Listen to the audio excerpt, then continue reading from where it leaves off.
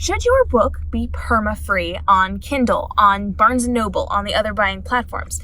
There are a couple of different schools of thought for this. We're going to break this down so that you can make the best decision for you. So a perma-free book is when you take your novel, usually the first in a series, and you make it totally free. Anybody can download it from KDP, from Barnes & Noble, from iBooks, from all the book buying platforms. And the idea is that it's a loss leader. People are going to get the book for free, and then if they love it, they're going to buy through 2, 3, 4, 5, however many books you have in that series.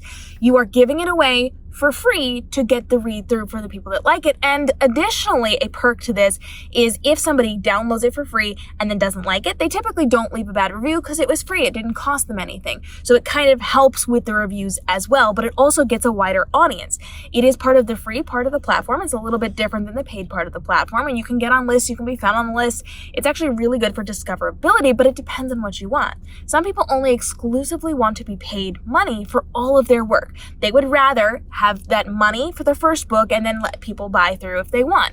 And that depends on what you want, what your goals are. I like to do perma-free for the first books in my series, but I don't typically do them for my standalones, or I do not do that unless my entire series is out, because I do want to be paid for my work, and I am not going to be getting the buy through if I don't have books to then be bought through. So there's a time and place to be doing perma-free if you are going to be doing it. And you also want to keep in mind that if you're not doing perma-free, you have to do extra work to market it, because now you have to convince somebody to spend money on your book. If you are going perma-free, that doesn't take a ton of convincing. You can say, hey, the first book is free. You can try it for free. There's no money being exchanged here, so nobody feels like they're making an investment. They have to have the money to then buy through it. What happens if they don't like it and they have paid money? It's a commitment, and you have to then convince people to make that monetary investment in you. Whereas if it's perma-free, it's an easy yes for most people. However, when it comes to that, there also means that we're going to have to be dealing with time commitment. If something is free, it doesn't have quite that punch of, I have to read this right now because I paid money for it. So there's a lot of different schools of thought and a lot of different ways from a marketing perspective that this can work and not work. And I know a lot of people who do both things. I have tried both things. I'm typically in the camp of enjoying perma-free books. I like to put my first books in my series for free because tons of people get them and they read through them, and then I get that buy through. I have been on lists, the top of the paid or free lists. You know, we've got the paid list and the free list, top 100 in each category. I have consistently stayed on the top 100 for the free list the entire time my books have been perma-free. I have never left that list. I'm usually within the same couple of numbers for years. And so that works really well for me. I like being able to market and say the first one's free. There's no fear of committing to this. You're not financially investing in this. You can just check it out, see if it's for you, and then if it is, buy through it. Now, I have series that have 2 books in it, meaning the first book is free, and I only get paid for the second book for the entire series, and I'm okay with that. Some people may not be. You may be more inclined to do this if you've got a longer series. A lot of what I write is trilogies, and so I'll get paid for book 2, book 3, and sometimes for the omnibus box set of that if they want the bonus content as well, because they got that first book for free. So it really just depends on what you want to do and how long your series is and what you feel comfortable doing. I have a number of my first books in my series out for free as an introduction to me. I have a ton of novels. I have over 24 novels out in a very short amount of time, and then people can go and buy my other things if they like the content that I write. So I have, 4 books out, I think, 4 books for free that anybody can grab. Anybody can get those books for free, and they can see if they like me and then buy through those series, but also buy through the rest of the other books that I have written. And sometimes it works and sometimes it doesn't.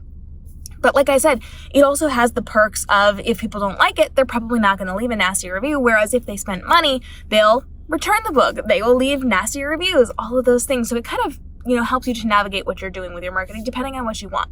So when it comes to what you're doing, if you do decide to be perma-free with one or more of your books, I want to encourage you to think through the timeline of that. If you only have 1 book out, that makes no sense. Don't do that. If you only have 2 books out, that's probably not logical either to make one perma-free, although I typically, once I have a second book out, I typically do make mine perma-free. It depends on how you want to do this financially and how quickly the rest of the series will be out. Like I said, I do have a duology, and book 1 is free, book 2 is paid. And I'm okay with that, but you may want to wait until you have the full series out or more of the series out to then start using it as a way to draw people in and to be able to market that it's free. There's no commitment. You can check it out and see if it works for you. So there's options for you. Permafree is something that you do have to go in and you actually have to do inside of the dashboard. So you have to put it up, you have to mark it as a paid price. It will say it used to be this price, now it's free. And most people will do this for when they're running free ads with different companies and things like that, and then they switch it back, but you don't have to. Now, here's the trick. If you are going to be doing this on Amazon, on KDP, they don't just let you make your book free. It has to be compared to somewhere else. So you actually have to go through and mark it as free on other platforms, and those have to log in as the free, as the $0.00. And then you have to go to Amazon and say, hey, look, price comparison, you have to price match this, and they will fix it for you, at which point it's going to be free until you change that. So as long as you don't go in and mess with the price, it can stay perma-free. You're going to want to check on it from time to time, but this is a really good way to market, to advertise what you are doing, and to get your book into more readers' hands, especially if you're marketing on social media. They love a good free book. People will go and search those free lists all the time, so this is a good way to get discovered by new readers.